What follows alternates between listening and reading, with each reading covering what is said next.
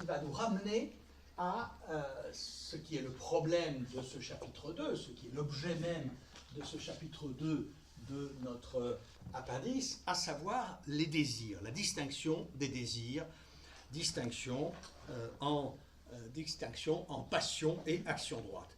Donc j'intitule cette section suivante, je crois que j'avais déjà indiqué ce titre, des idées au désir. Des idées au désir. Car jusqu'à présent, si vous voulez, nous avons réfléchi sur des questions relevant du fonctionnement intellectuel de l'esprit, mais pas vraiment encore de son fonctionnement affectif. Eh bien, il va falloir effectuer le passage de l'un à l'autre et revenir donc à la question qui fait l'objet de ce deuxième chapitre. On l'a vu, là je ne fais que répéter ce que dit le texte lui-même du chapitre, cette distinction répond à deux façons possibles pour nos désirs de se rapporter, j'utilise l'expression de Spinoza, se rapporter à l'esprit considéré au point de vue intellectuel, c'est-à-dire considéré en tant qu'il forme des idées dont certaines seront adéquates, d'autres inadéquates, bien qu'il soit préférable, plutôt que de tracer une frontière entre des idées qui seraient pour les unes adéquates, pour les autres inadéquates, il est préférable de dire que adéquation et inadéquation se mêlent dans nos idées, non pas de telle façon qu'il soit impossible de rien distinguer. Non, on peut distinguer, mais adéquation et inadéquation se mêlent dans nos idées au point que une seule et même idée peut être plus ou moins adéquate, plus ou moins inadéquate. Alors, nous allons maintenant voir comment s'effectue ce passage. Et d'ailleurs, du côté des désirs et du côté des affects en général, puisque le désir est le premier, d'une certaine façon, des affects, à la fin de la troisième partie, la définition générale des affects, qui est une espèce d'appendice à la troisième partie, la définition générale des affects commence par une définition du désir, qui donc est lui aussi un affect. Eh bien, de la même façon que adéquation et inadéquation traversent toutes nos idées, eh bien, nos désirs ne seront jamais exclusivement des passions, ni exclusivement des actions droites, mais il y aura dans la composition organique de chacun de nos désirs, la présence des deux aspects. Évidemment, mais ça vous pouvez vous en douter sans que j'ai besoin de vous le dire, il y a bien sûr un pôle auquel, une fois qu'on y est parvenu, il n'existe plus que de l'adéquation, il n'existe plus que de l'action, et ce pôle, c'est Dieu, bien entendu. En Dieu, il n'y a que des idées adéquates, et en Dieu, il n'y a que de l'activité. Alors, non seulement, comme je l'ai dit, idées adéquates et inadéquates, désir actif et désir passif, ou passion, ne s'opposent pas dans l'esprit humain comme des espèces séparées, et séparées par une cloison étanche, mais il faut dire que tous les affects qui dérivent du désir, tous les affects qui vont dériver du désir, et toute la troisième partie de l'éthique, et d'ailleurs aussi encore la quatrième, est justement une entreprise de dérivation de tous les affects humains à partir de cet affect primitif premier qui est le désir, expression directe du conatus. Ce qu'il faut dire, c'est que tous les affects qui dérivent du désir qui est l'essence même de l'homme, tous les affects qui dérivent du désir sont eux-mêmes des idées. Tous sont eux-mêmes des idées. Voici ce qu'on lit dans la troisième définition de la troisième partie. Troisième partie, donc éthique, troisième partie, définition 3. Par affect, j'entends les affections du corps, Et n'oubliez pas que affection signifie modification, signifie transformation, manière d'être affecté. On a presque envie de dire que être affecté, c'est être concerné en tant qu'on est touché. Aujourd'hui, dans le vocabulaire contemporain, on dirait peut-être qu'on est impacté. Bon, ce qui est le terme un peu à la mode. Disons affecté, modifié. Par affect, j'entends les affections du corps qui augmentent ou diminuent, aident ou contrarient la puissance d'agir de ce corps et en même temps les idées de ces affections. Par affect, j'entends les affections du corps qui augmentent ou diminuent, aident ou contrarient la puissance d'agir de ce corps et en même temps les idées de ces affections. Donc, là, on voit bien que disons, l'écart entre affect et idée se réduit à presque rien. Cet en même temps ne dit pas tout à fait l'équivalence, mais enfin, par affect, j'entends les affections du corps et en même temps les idées de ces affections. Cela veut dire que les idées elles-mêmes entrent dans, je ne dirais pas entrent comme espèce dans le genre des affects, mais sont sur le même plan exactement que les affects. Et la définition, au chapitre définition générale des affects, à la fin de la troisième partie, auquel je viens de me référer, dans ce chapitre, enfin ce n'est pas un chapitre tout à fait, mais dans cette définition générale des affects, à la fin de la troisième partie, Spinoza écrit « L'affect qu'on dit une passion de l'âme, qu'on appelle une passion de l'âme, est une idée confuse. » L'affect qu'on dit une passion de l'âme, quand un affect est une passion de l'âme, eh bien, c'est une idée confuse. Donc vous avez une quasi-position d'équivalence entre idée et affect. Alors, évidemment, ça nous paraît bizarre à nous, je l'avais dit, de faire des désirs, à peu près la même chose que les idées, de faire des affects en général d'ailleurs, et des désirs, à peu près la même chose que des idées, parce que nous avons plutôt tendance à considérer que les désirs et les affects en général sont dans un domaine, appartiennent à un domaine de notre vie mentale, qu'on va appeler justement le domaine affectif, le domaine de l'affectivité, qui va comprendre par exemple les émotions, les sentiments, les passions. Et bien on a l'habitude de ranger tout ça dans un compartiment bien distinct du compartiment intellectuel dans lequel se trouvent les idées. La part intellectuelle de notre esprit, se trouvant en situation, non pas tout à fait de séparation, bien sûr, parce que nous savons que nos désirs sont conditionnés par nos idées. L'idée que je me fais de quelque chose est évidemment pour quelque chose dans la tendance que j'aurai, la propension que j'aurai à tourner mon désir vers cette chose. Mais enfin, pour nous, il s'agit de choses différentes, au point que nous regardons plutôt le monde des affects et le monde des désirs comme un univers qu'il appartiendrait à notre esprit de gouverner, de commander, d'ordonner, d'organiser en fonction de la représentation que nous en donnent les idées. Eh bien, c'est justement ça que Spinoza va bouleverser, parce qu'il ne présente pas du tout la vie éthique de cette façon. L'esprit est un, il est un, il n'y a pas un compartiment affectif et un compartiment intellectuel. Ce dernier, le compartiment intellectuel, l'aspect intellectuel, ayant par exemple pour vocation de nous éclairer dans la conduite de nos désirs.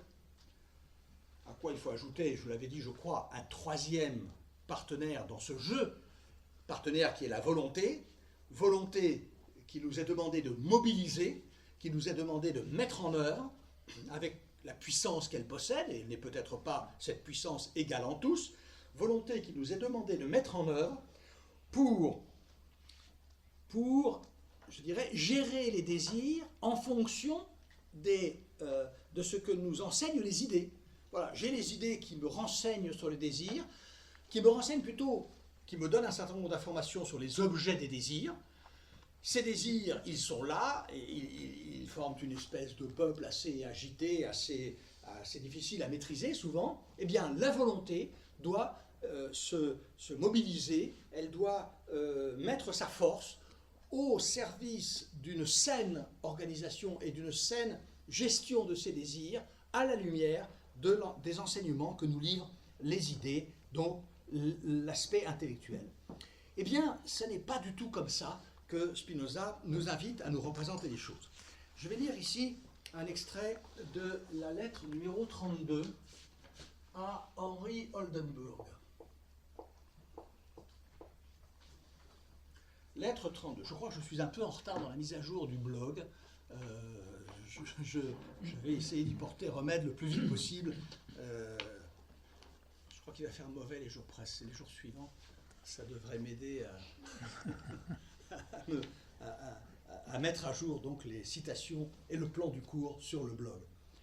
Voici ce qu'a écrit Spinoza dans la lettre 32 à Oldenburg.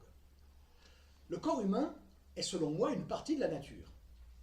Et en ce qui concerne l'esprit humain, j'estime que lui aussi est une partie de la nature.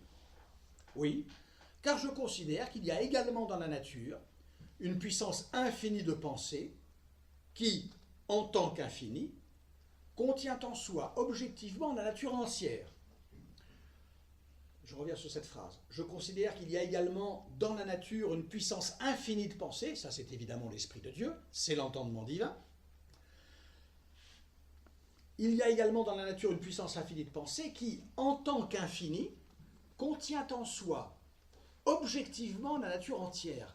Objectivement, cela veut dire que tout l'univers des objets constituant la nature entière est pensé dans cette pensée infinie, dans cette puissance infinie de pensée qui est l'entendement divin.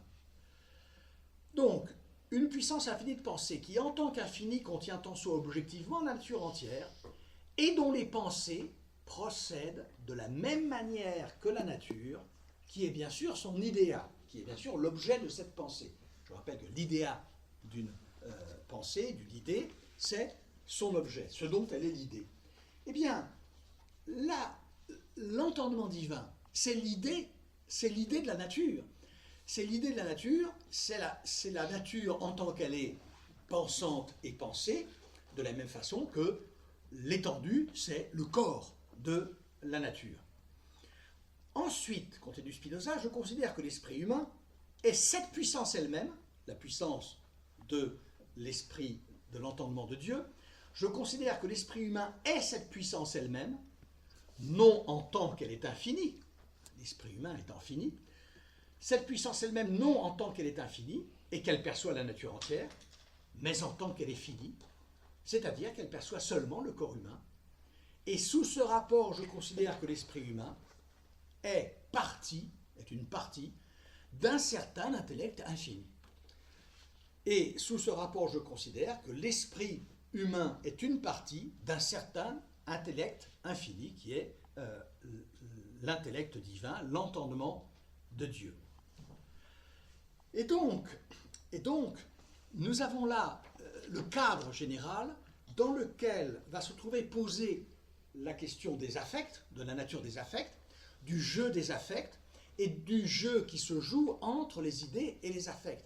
Or, ce jeu est une partie qui ne met pas en présence des entités qui seraient substantiellement distinctes, qui auraient une existence, une réalité plutôt indépendante, mais elle ne met en jeu cette partie qui se joue entre nos idées et nos affects, elle ne met en jeu que les rapports de l'attribut étendu et de l'attribut pensé dans ce qu'il faut bien appeler le fonctionnement général, universel même, de la nature considérée dans sa totalité. Alors, on va voir que le passage de la distinction entre idée adéquate et idée inadéquate, que nous avons, cette distinction que j'ai essayé de clarifier dans tout ce qui a précédé. Le passage de cette distinction entre idée adéquate et inadéquate à la distinction entre les désirs qui sont des actions droites et ceux qui sont des passions, eh bien ce passage, il va s'opérer par une distinction, une troisième distinction si vous voulez, qui fait, on peut dire, l'intermédiaire entre les deux précédentes, une troisième distinction entre deux façons pour une chose d'être cause d'une autre. Deux façons pour une chose d'être cause d'une autre. Donc, nous avons d'abord, si vous voulez, nous avons, pour résumer, pour schématiser les choses, vous avez d'abord vous avez trois distinctions qui sont, la première, entre idées. À l'autre terme du cheminement, vous avez une distinction entre désir, idée adéquate, idée inadéquate, désirs qui sont des actions droites, désirs qui sont des passions. Eh bien, entre ces deux distinctions, et pour assurer le passage de l'une à l'autre, il va y avoir une distinction entre deux façons de penser la causalité, le rapport de la cause à l'effet, c'est-à-dire la manière dont une chose peut être cause d'une autre. Donc c'est ce passage qu'il faut maintenant étudier, après quoi nous pourrons, pour finir l'explication de ce chapitre, mais nous n'y sommes pas encore, après quoi nous pourrons nous attacher à montrer ce qu'il en est des désirs considérés indépendamment du chemin qui nous a conduits jusque-là. Alors, je vais intituler la partie suivante, mais comme toujours évidemment, on pourrait l'intituler autrement. Disons qu'il va s'agir de mettre en relation deux notions qui sont celles de causalité et de liberté.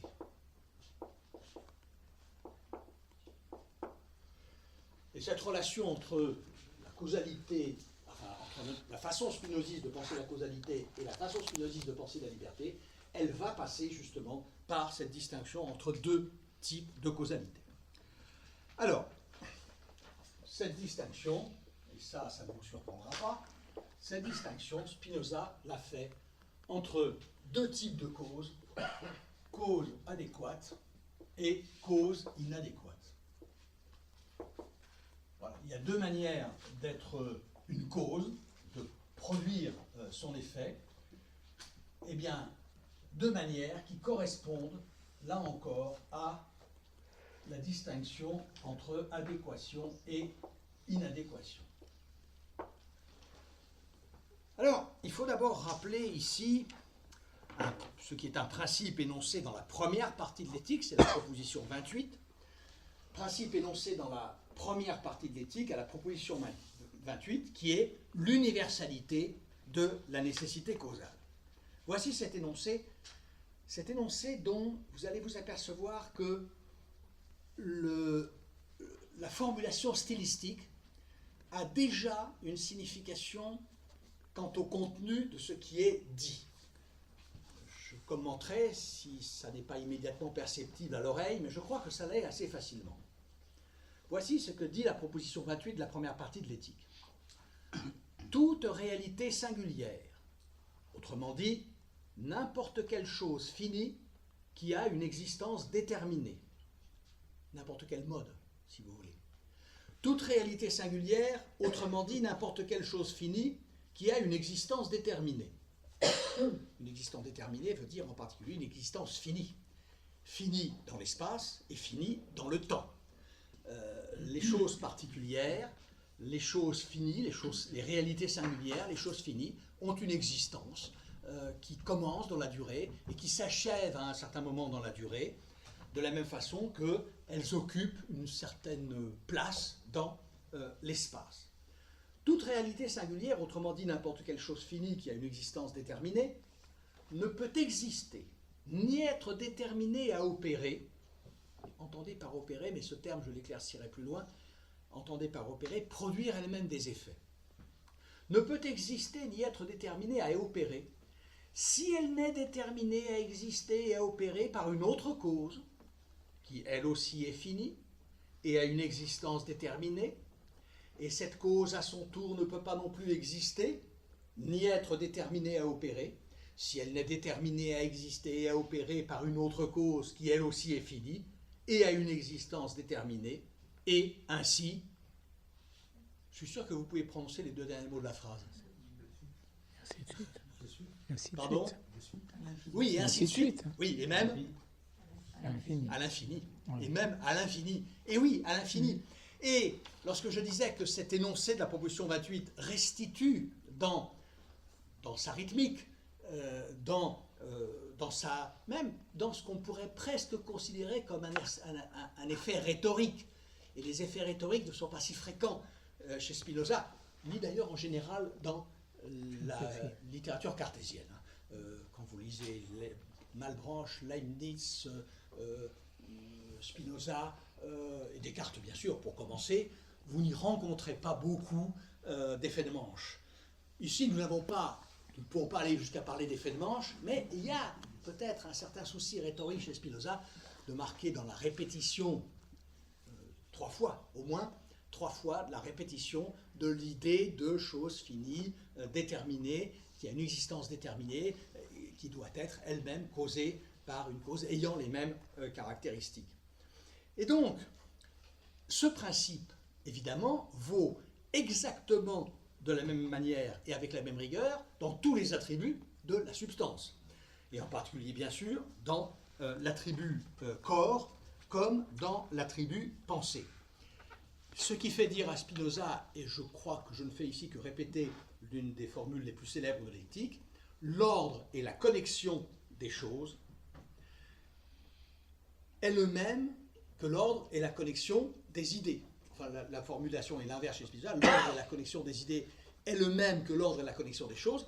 Surtout ne pas entendre par choses les corps, mais de toutes les choses, qu'elles soient corps ou autre chose relevant des attributs dont nous n'avons pas connaissance, et idées elles-mêmes, évidemment.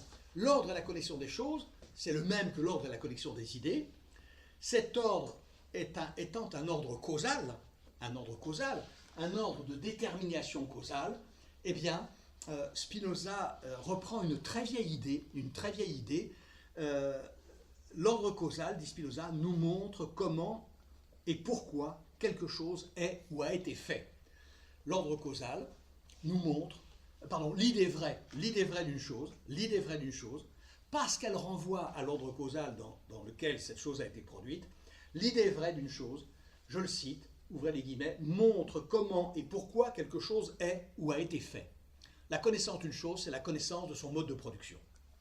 Connaître une chose, c'est en connaître le mode de production causal. Je disais, idée très ancienne dont Spinoza rappelle, au moment même où il formule cette proposition, qu'elle se trouve chez Aristote. Je vous lis ce passage des Seconds analytiques.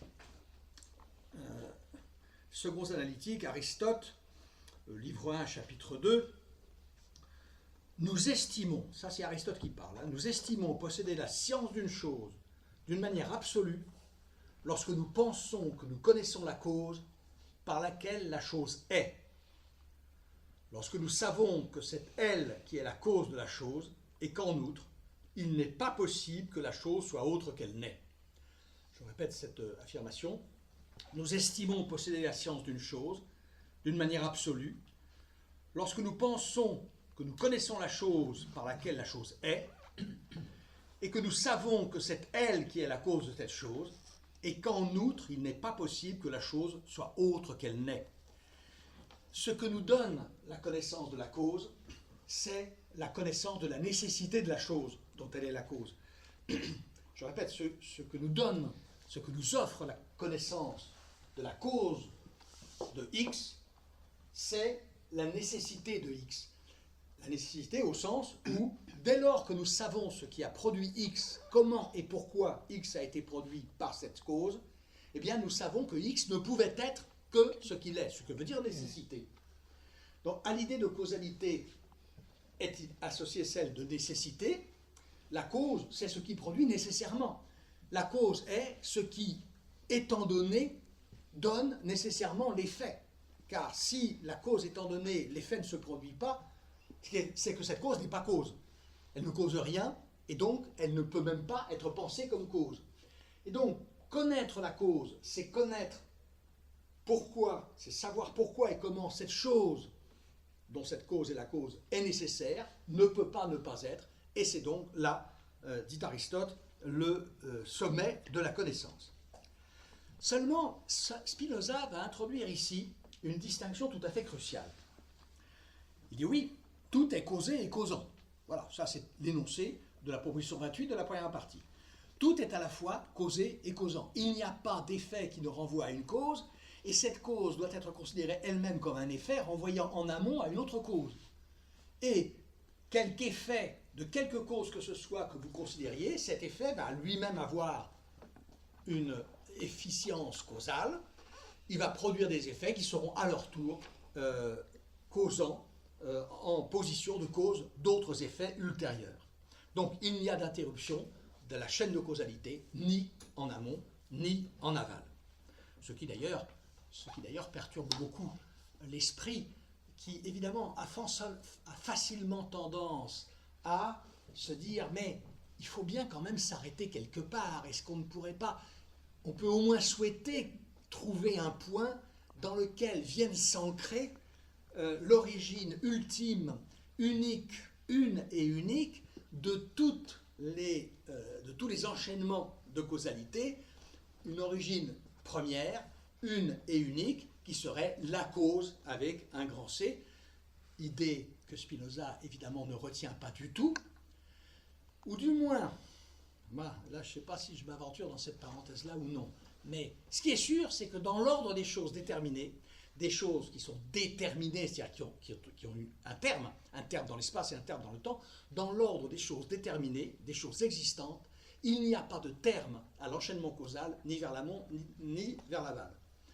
Il reste qu'il y a d'une certaine manière, et à condition de se donner de l'idée de cause, je dirais une idée un peu différente. Il y a bien une cause ultime, mais qui n'est pas une cause première dans le temps, qui n'est pas une cause qui se situerait quelque part dans la chaîne des causes. Cette cause, c'est Dieu, c'est la puissance de Dieu. Mais cette puissance de Dieu n'est pas une cause première au sens chronologique, par exemple. Ce n'est pas la cause à laquelle nous avons affaire, par exemple, dans l'acte de création du Dieu des religions, des théologies révélées, qui, lui, est un geste, un acte instantané. Ce n'est pas cette cause-là. La cause divine, pour Spinoza, c'est une cause productrice, mais qui n'est pas en un certain point des rapports de causalité qui s'enchaînent dans l'infinité de la complexité du monde des choses existantes. C'est un principe ultime, unique certainement, mais pas ultime au sens temporel, ni encore évidemment moins au sens spatial où cette cause serait quelque part.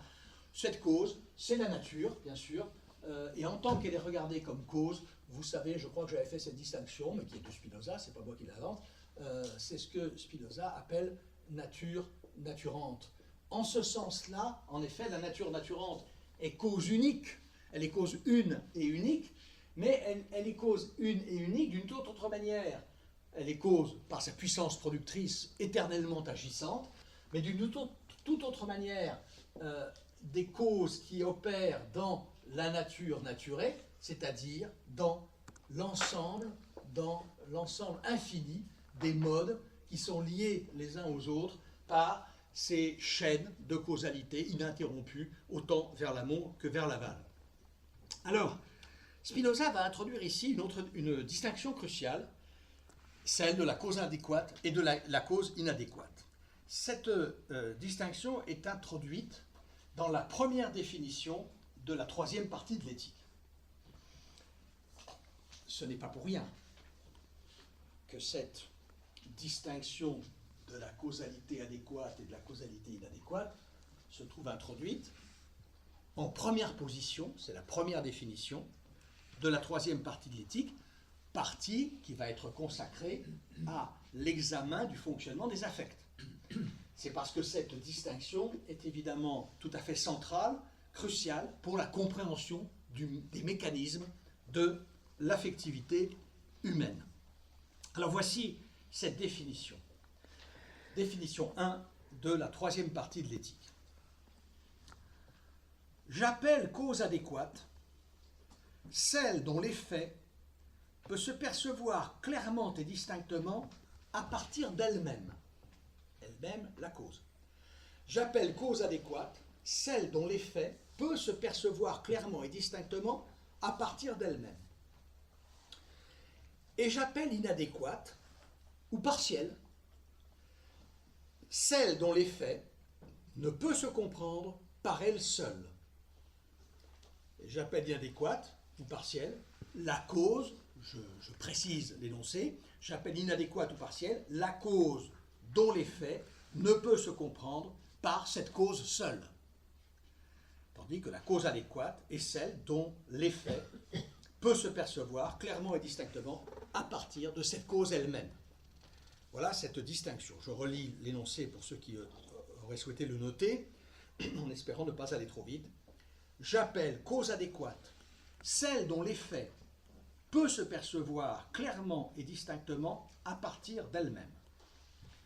Et j'appelle inadéquate ou partielle celle dont l'effet ne peut se comprendre par elle seule. À partir d'elle-même ou par elle seule, ces deux expressions qui, ici, ont la même signification, à partir d'elle-même, par elle seule, je disais, ont la même signification, qui est celle-ci, par sa seule nature ou essence. Là, la cause adéquate est celle dont l'effet peut clairement et distinctement se comprendre par la seule nature ou essence de cette cause. Celle qui est inadéquate est celle qui ne peut pas se comprendre par référence à ou à partir de la connaissance qu'on a de la nature ou de l'essence de la chose qui est la cause productrice. Il faut faire attention à la présence dans la définition de la cause adéquate des adverbes clairement et distinctement, de même que du verbe percevoir. J'appelle cause adéquate celle dont l'effet peut se percevoir clairement et distinctement à partir d'elle-même, à partir de la cause elle-même. Percevoir clairement et distinctement. Ça veut dire que lorsque Spinoza distingue la cause adéquate de la cause inadéquate, il ne les distingue pas par, si vous voulez, leur teneur, leur matérialité, leur contenu. On peut distinguer différentes sortes de causes. Par exemple, vous pouvez distinguer des causes inertes, des causes vivantes, des causes pensantes. Vous pouvez dire que, par exemple, la cause de tel ou tel comportement d'un être vivant va s'expliquer par, justement, des phénomènes qui sont de nature organique. C'est un être vivant, donc il fait ça. Vous pouvez dire, par exemple, c'est un être pensant, il a des intentions, il a des projets, et donc il agit de telle façon. Ça reviendrait à distinguer différentes sortes de causes par leur contenu même. De la même façon que vous pouvez, par exemple, distinguer des causes proches de l'effet de causes beaucoup plus éloignées. On parle, dans le vocabulaire de l'épistémologie, on parle de causes proximales et de causes distales. Causes distales, ça veut dire causes qui sont à distance. Distales, proximales, voilà, ça signifie à proximité ou à distance. Par exemple, la cause proximale de la destruction de la première maison des trois petits cochons, c'est le souffle du loup. Voilà, le loup souffle, la maison est en paille, elle s'envole. Mais les causes remontent plus haut. La vérité, c'est que la cause ultime de la destruction de la maison, c'est la flemme du petit cochon de construire un truc plus difficile à produire. De la même façon que, vous pouvez, dans l'attentat de Sarajevo, cause proximale, mais il est évident que si l'on veut comprendre les causes de la Première Guerre mondiale, il faut remonter beaucoup plus loin. Alors, c'est ce que dira Montesquieu. Montesquieu disait, si un empire a été détruit par une seule bataille, c'est qu'il y avait des raisons pour qu'une seule bataille suffise à le détruire. Alors, ça, ce sont des distinctions qui relèvent de différents types de causes, si vous voulez, mais des causes qui se distinguent par, par leur nature au regard de l'effet. Ici, c'est différent, puisque si Spinoza nous parle de percevoir clairement et distinctement, ça veut dire que c'est la cause adéquate et la cause inadéquate se distinguent, se différencient à partir d'un point de vue qui est le point de vue mental, de la possibilité de comprendre comment se produit le rapport causal.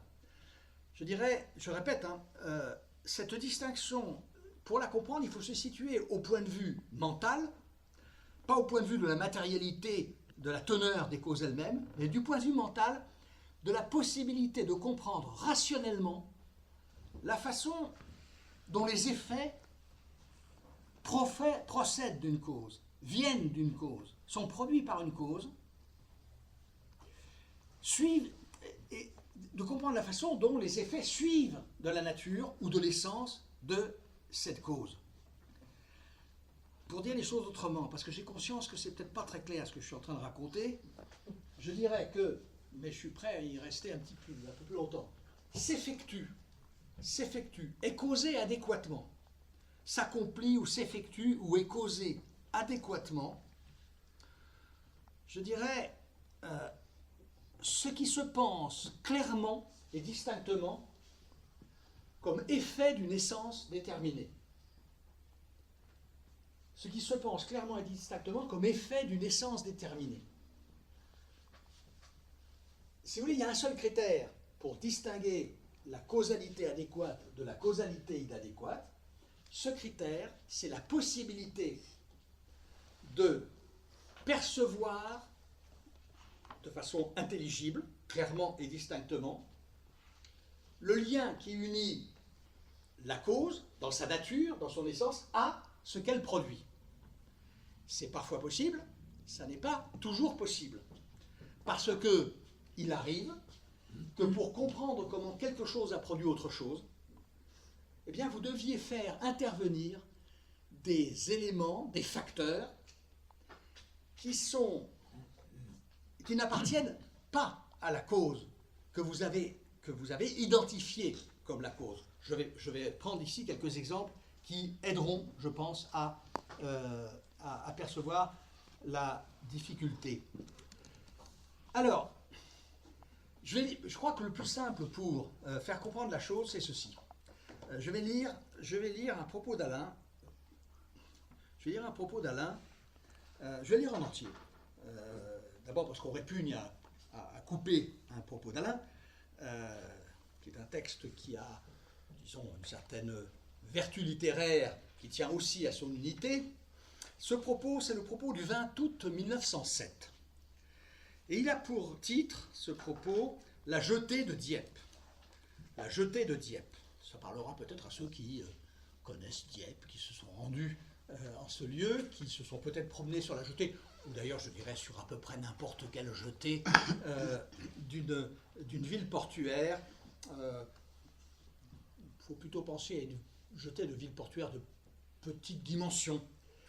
Voici ce propos. Sur la jetée de Dieppe, je vis un pêcheur de mouettes. Oui, il y a des pêcheurs de mouettes, ou plutôt il y eut des pêcheurs de mouettes. Car je vous avoue que je me suis promené sur quelques jetées. Ceux qui me connaissent savent que ce n'est pas du côté des rivages marins, des jetées et des ports que se dirige mon intérêt principal. Mais enfin, bon, ça m'est arrivé, ce n'est pas désagréable, j'apprécie. Je n'ai jamais vu de pêcheur de mouettes, mais vous allez découvrir. Sur la jetée de Dieppe, je vis un pêcheur de mouettes. Il laissait flotter sur l'eau verte une longue corde avec un hameçon garni d'un appât. Ses yeux clairs suivaient le vol des mouettes. Elles nageaient dans l'air avec un lent mouvement des ailes. On distinguait leur œil rond et leur grosse tête sans cou. De temps en temps, l'une d'elles piquait dans l'eau comme une pierre et remontait en tournoyant. L'heure était belle. Les pavillons claquaient au vent. L'écume bondissait. Le bateau d'Angleterre s'éloignait, laissant derrière lui une espèce de chemin blanc sur la mer. Il y avait là les gens qui y sont toujours et qu'on y retrouve toujours, des Parisiens qui tenaient leur chapeau et des Parisiennes qui tenaient leur jupe. Un grand Anglais au visage de brique, un petit Anglais vêtu d'un étrange drap vert qu'on ne voit point chez nous. Votre mémoire évoque sans peine ce tableau mouvant, ces fraîches couleurs, ces impressions vivifiantes, car vous vous êtes sans doute plus d'une fois abrité au pied de la tour de fer. Vous avez respiré cette odeur de vase et de goudron qui donne aux plus tranquilles l'envie soudaine de parcourir le monde. Justement, une des mouettes, après avoir mollement flotté dans l'air, venait d'entrer comme une flèche dans la vague et remontait d'un vol plus lourd. Je revins au pêcheur d'oiseaux et je le vis qui enroulait sa ficelle vivement, mais d'un mouvement régulier pendant que les spectateurs autour de lui s'agitaient. Mes yeux suivaient le fil jusqu'à l'eau et jusqu'à l'oiseau. La mouette était prise. Elle volait encore. Elle tournoyait encore parmi les autres, et même d'un vol plus vif. Mais je voyais son bec ouvert et ce fil que le pêcheur tirait à lui d'un mouvement régulier. L'oiseau donnait maintenant toutes ses forces. Ses furieux coups d'aile l'auraient emporté jusqu'au fond du ciel. Mais cette petite chose à peine visible était plus lourde que la lourde proie et plus forte que le vent. Quelques pieds de chanvre avaient mûri au soleil. Un artisan avait séparé, peigné, tressé les fibres de la plante, pendant que l'oiseau essayait ses ailes et jouait avec la tempête. Après 1000 détours, la corde et l'oiseau s'étaient rencontrés dans le même creux de la vague. Il fallait que cela fût. Le destin était facile à lire maintenant, mais non encore pour l'oiseau. Après avoir volé, il nageait, le corps raidi. Mais les forces naturelles n'agissaient plus. Le monde n'était plus qu'un songe absurde.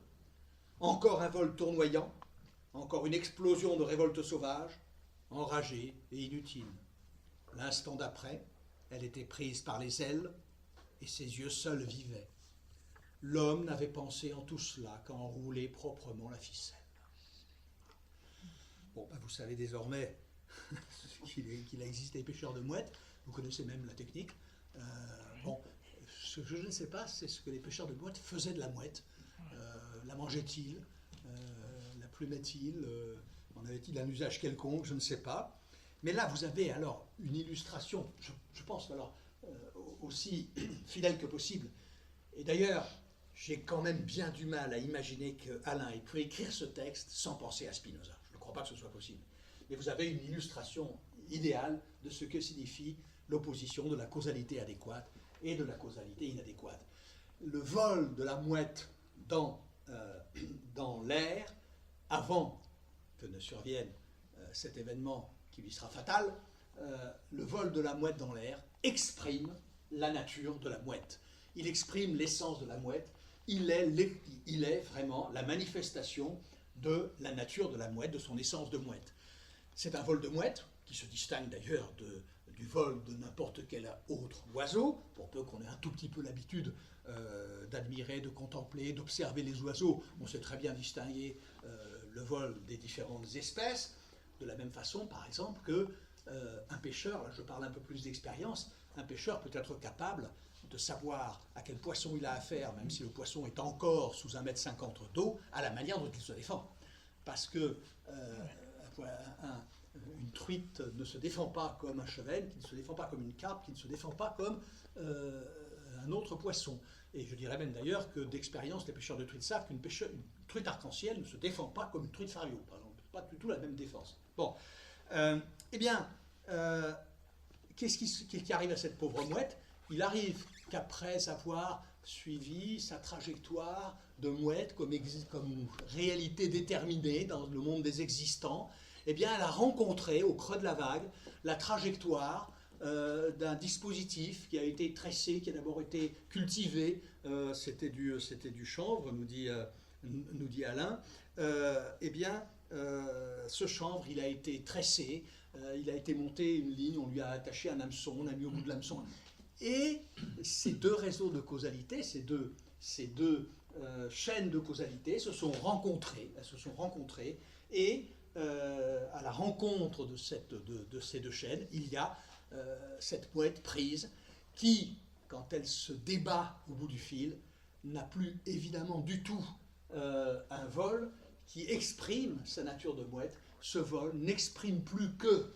Qu'est-ce qu'il exprime? Alors, il n'exprime plus que, je retire cette expression, justement, il n'exprime rien exclusivement. Il exprime sa nature de mouette conjuguée à l'effort que fait le pêcheur pour ramener tranquillement le fil au bout duquel la mouette se trouve prise. Et donc, cette mouette, elle a eu un vol dont elle était la cause adéquate, puisqu'il était possible de comprendre, à partir de sa nature de mouette, pourquoi elle avait ce vol et pas un autre. Elle ne pouvait pas, en tant que mouette, voler comme un perdreau. Et elle a maintenant, prise au bout du fil, un vol qui n'exprime plus sa nature de mouette, ou qui ne l'exprime plus que partiellement, parce qu'il est certain que les mouettes sont certainement comme les oiseaux, sont certainement comme les poissons. Si vous attrapez au bout d'un fil, ils ne se défendront pas tous de la même façon. Eh bien, cette pauvre mouette, elle a un parcours, des mouvements qui expriment encore, d'une certaine façon, sa nature de mouette, mais qui ne l'exprime plus de façon adéquate, qui l'exprime de façon partielle, puisque ces mouvements expriment autant l'action du pêcheur qui tire le fil que celle de la mouette elle-même. Voilà ce que signifie. Alors je pense que cet exemple à lui seul doit suffire à rendre clair l'opposition de la cause adéquate et de la cause inadéquate. Opposition dont je rappelle qu'elle est fondée sur le critère de l'intelligibilité du rapport de la cause à ses effets. Cette intelligibilité est-elle de nature à rendre pensable le rapport entre la nature de la cause et les effets que produit cette cause. Eh bien, ça ne vaut pas seulement pour les mouettes. Ce qu'illustre ce propos pourrait être illustré par bien des exemples venus de l'univers humain, bien entendu. Prenez un homme qui en frappe un autre. Un humain frappe un autre être humain. C'est toujours un humain qui frappe un être humain. Les résultats peuvent différer, il peut le blesser, il peut le tuer, et je dirais factuellement, il se peut que d'un meurtre à un autre meurtre, ou plutôt, car tout homicide n'est pas un meurtre, d'un homicide à un autre, ou de coups et blessures à d'autres coups et blessures, il se peut que le résultat soit le même. Il se peut par exemple que de la même façon soit tué, ici un innocent, là un coupable, ici un bon, là un méchant. Mais on accordera, je pense sans difficulté, que ne sont pas causes de la même façon celui qui a tué au terme d'une démarche et par l'effet d'un projet délibéré et mûrement réfléchi, et celui qui a tué sous le coup, par exemple, d'une crise de folie ou d'un accès déterminé par l'ivresse sous alcool ou sous un autre produit stupéfiant.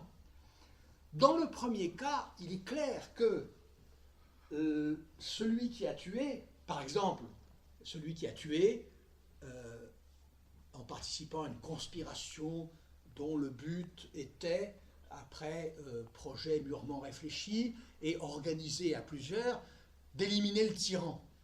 Eh bien, celui-là n'est pas cause, évidemment, de la même manière que celui qui a agi, par exemple, ne serait-ce que sous l'emprise d'une crise violente, passagère, d'émotion, que cette émotion soit l'indignation ou que sais-je encore. On dira que, disons, dans un cas, l'auteur, je l'appelle l'auteur pour l'instant, l'auteur est plus authentiquement cause que dans un autre cas. L'auteur est plus essentiellement cause que dans un autre cas. Et on dira que dans le cas de celui qui, par exemple, a fait ce qu'il a fait sous l'emprise d'une violente émotion, d'une crise de folie, par exemple, eh bien, on dira de celui-là plutôt que de dire qu'il a agi, on pourrait presque dire qu'il a été agi.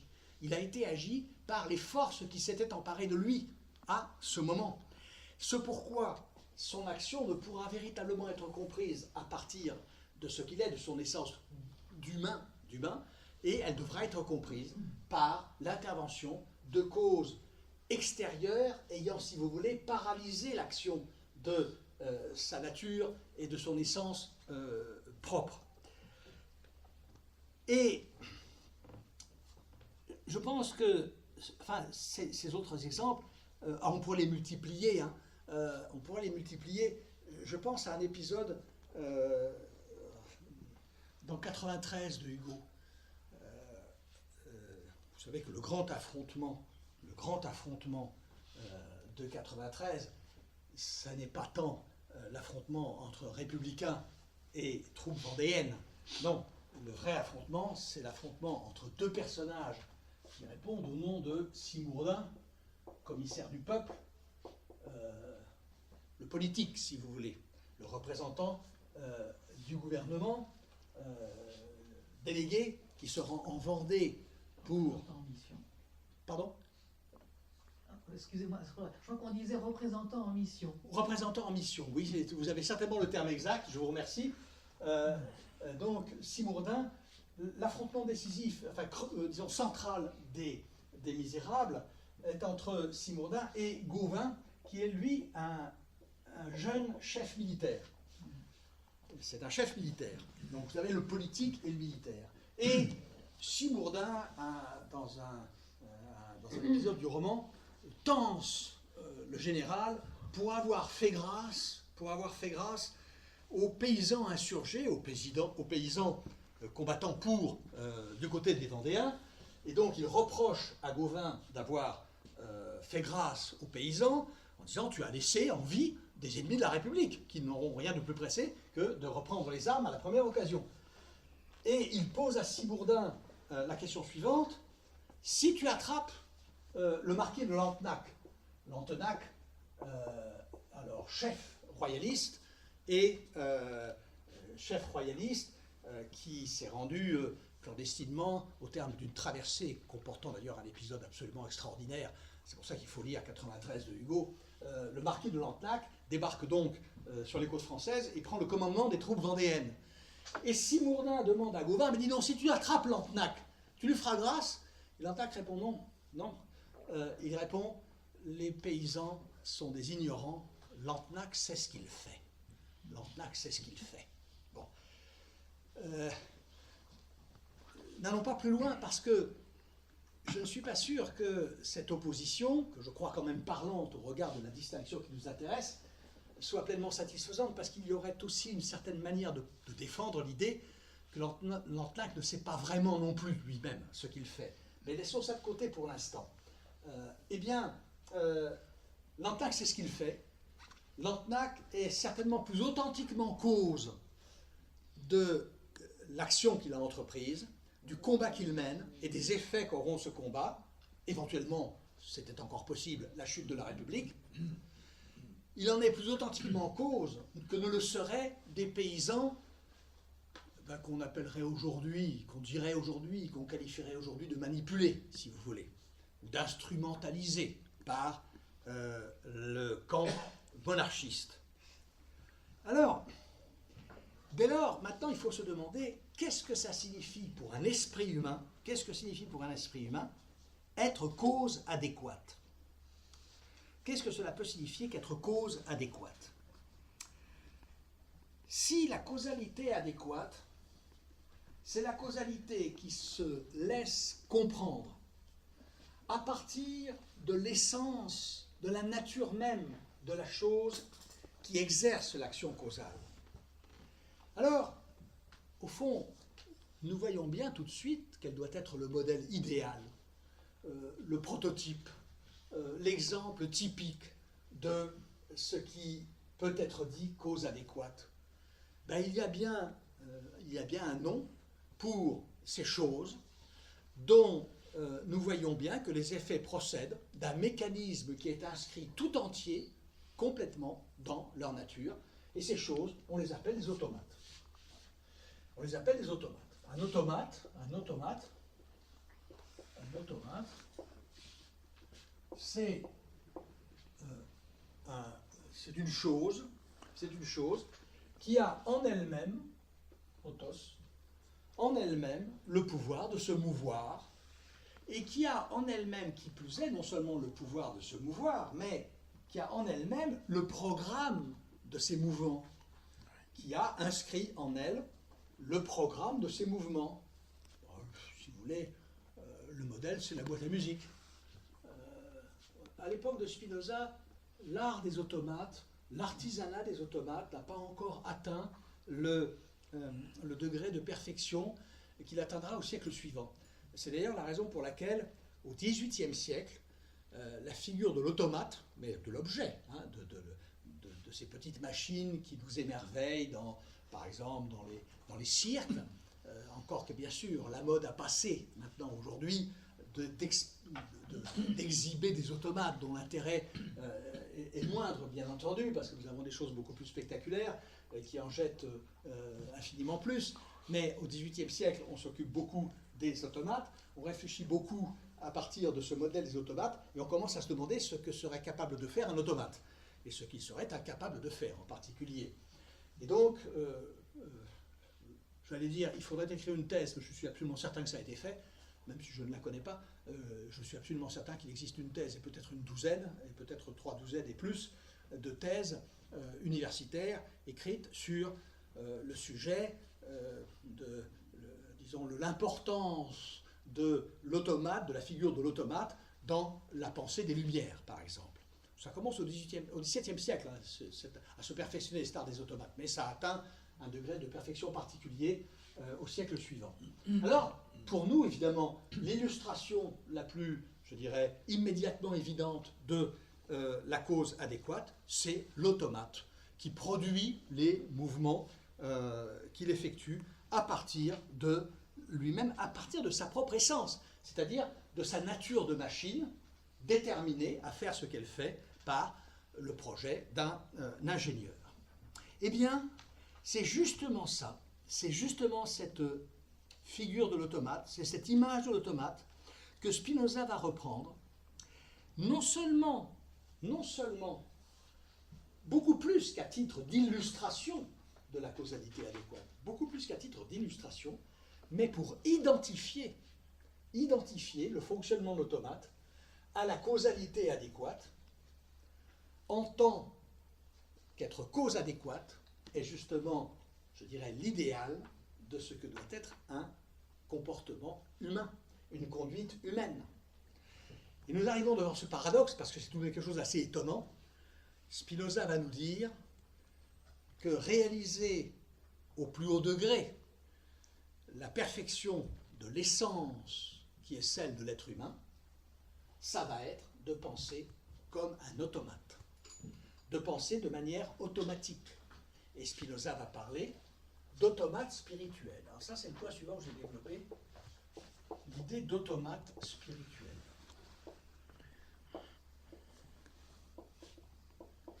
Alors, l'expression se trouve, à ma connaissance d'ailleurs, elle ne se trouve qu'une seule fois dans l'œuvre de Spinoza, je ne connais pas d'autre occurrence. L'expression d'automate spirituel se trouve telle qu'elle chez Spinoza au paragraphe 85 du traité de la réforme de l'entendement. Donc, traité de la réforme de l'entendement, paragraphe 85.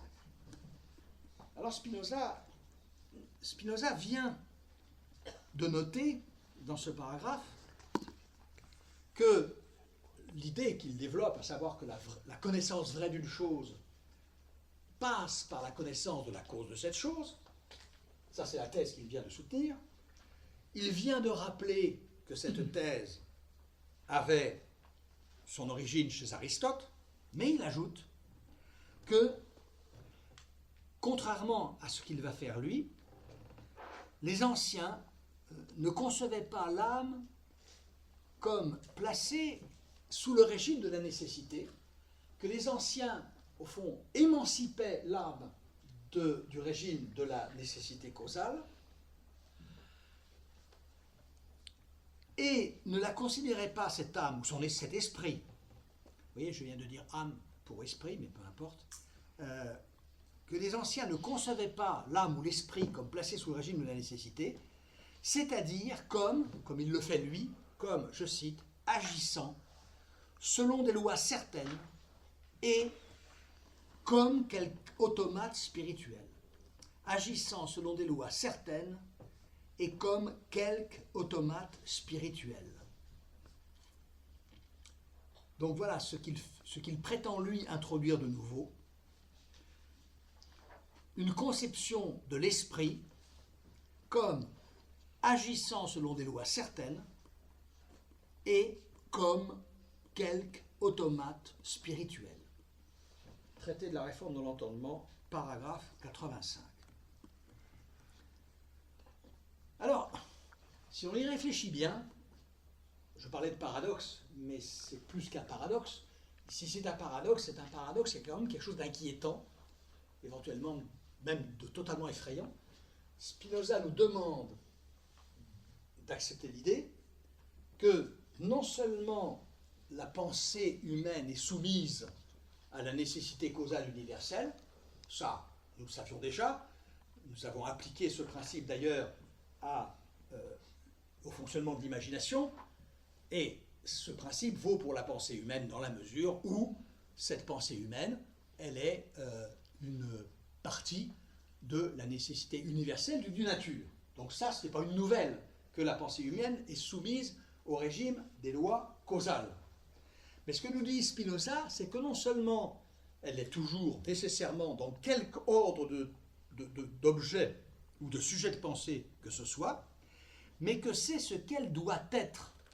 C'est ce qu'elle doit être. C'est-à-dire qu'il ne faut rien proposer d'autre comme idéal au fonctionnement de la pensée humaine et de la pensée en général que ce mode de fonctionnement mécanique qui est celui de l'automate. C'est ça que nous dit Spinoza, et il faut avouer que cela est non seulement paradoxal, mais même ouvre des perspectives qui ressemblent quand même à des abîmes. Souvenons-nous, j'avais produit cette citation, de ce que disait Spinoza au chapitre 13 du traité théologico-politique à propos du discours des superstitieux, à propos du discours de ceux qui véhiculent et qui répètent les dogmes des religions révélées sans les comprendre.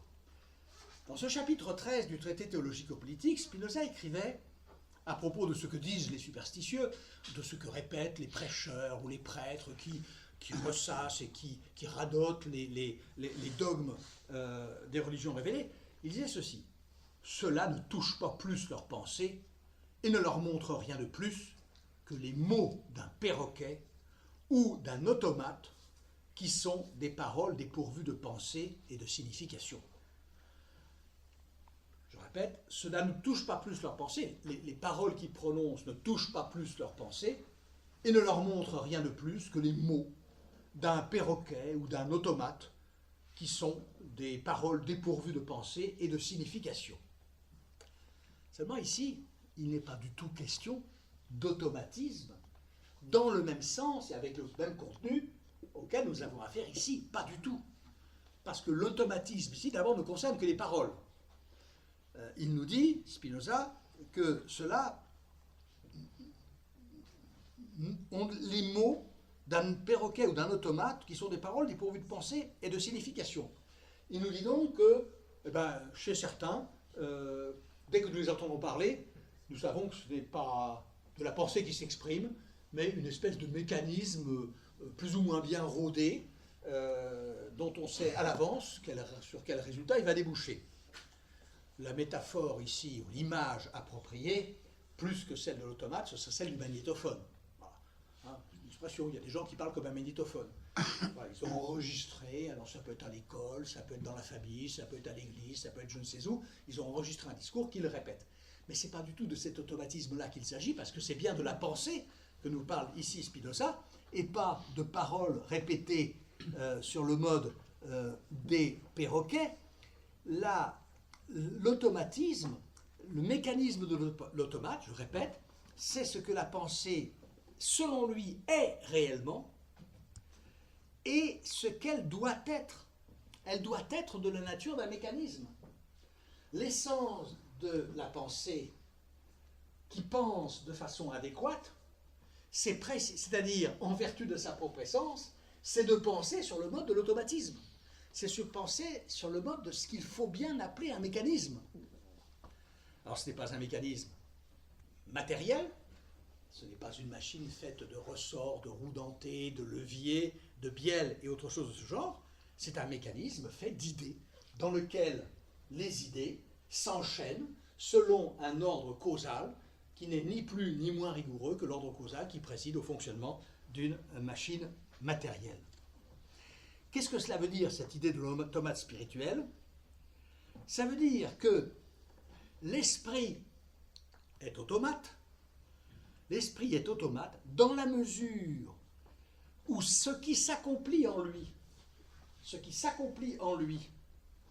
à savoir la façon dont s'organisent, dont s'enchaînent, dont se combinent, dont s'opposent les idées, l'esprit est automate dans la mesure où ce qui s'accomplit en lui procède de sa nature propre d'esprit, découle ou suit, comme dit Spinoza, qui aime bien utiliser le verbe suivre, sequor en latin, au sens de procéder sur le mode causal, sur le mode selon lequel un effet procède d'une cause.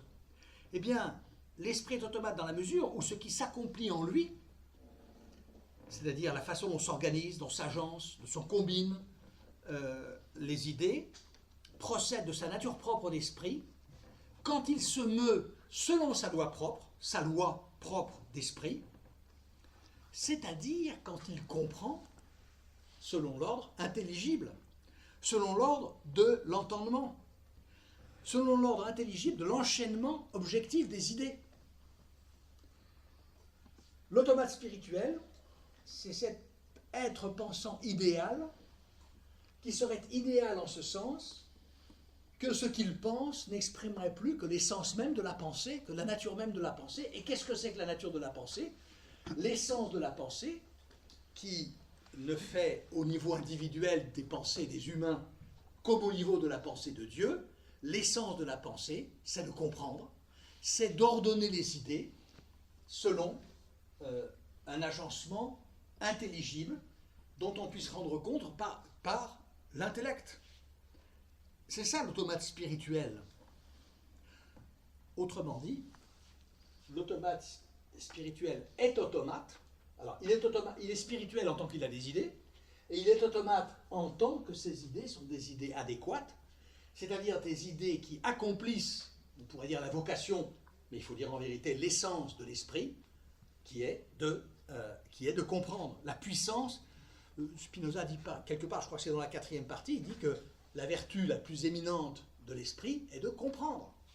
L'esprit veut comprendre, l'esprit tend à comprendre, l'esprit cherche à comprendre, et au fond, même quand on a affaire à quelqu'un dont on a vraiment l'impression qu'il n'a pas envie de comprendre, qu'il ne cherche pas à comprendre, quelqu'un qu'on aurait envie de rappeler à un peu de bonne foi, eh bien on s'apercevra que c'est Malebranche qui fait cette observation, que ceux-là même qui sont, lorsqu'ils vous parlent, les plus étrangers au souci de la raison, eh bien veulent encore montrer par raison pourquoi il leur est légitime de tenir les discours qu'ils tiennent, et ils raisonnent pour montrer qu'ils ont raison de déraisonner, si vous voulez.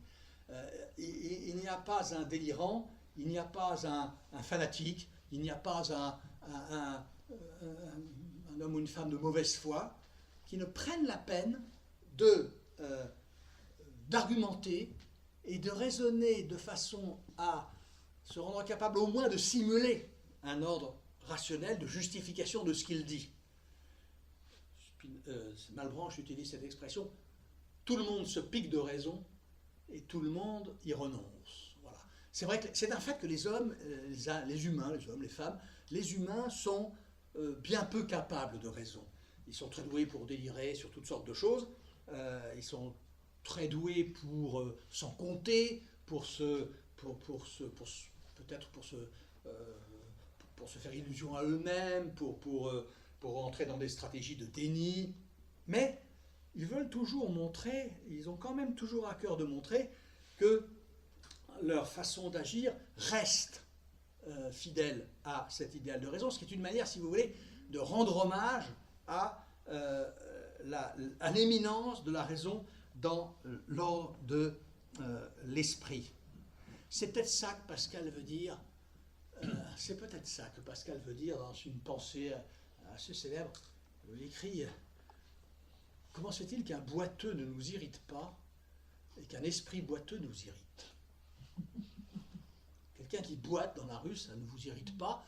Bon, mais un esprit boiteux nous irrite. Qu'est-ce que ça veut dire? Ça veut dire qu'un esprit boiteux, nous sentons bien qu'il s'est rendu d'une certaine façon coupable de trahison à l'endroit de ce à quoi son esprit, en tant qu'il est esprit, l'oblige, à sa dignité d'esprit, si vous voulez. Et c'est aussi ça qui fait dire à Pascal, je pense, que par exemple, la voie qui consiste à régler sa croyance sur l'agrément, Pascal dit l'agrément, c'est-à-dire, ce qu'il veut dire, c'est que la voie qui consiste à régler ce qu'on croit sur ce qu'on a envie de croire, sur ce que ça nous fait plaisir de croire, cette voie, dit Pascal, est indigne et étrangère. Elle est indigne en quel sens? Elle est indigne en ce sens qu'elle est en dessous des exigences, en dessous des obligations que nous fait le simple fait d'être des esprits. Eh bien, ça veut dire que vous avez chez Pascal, aussi bien que chez Malebranche, et Dieu sait pourtant s'ils sont éloignés de Spinoza par une multitude d'aspects, encore que pour Malebranche, on est fortement suspecté d'être plus spinoziste qu'il ne le disait, qu'il ne le voulait ou qu'il ne le croyait.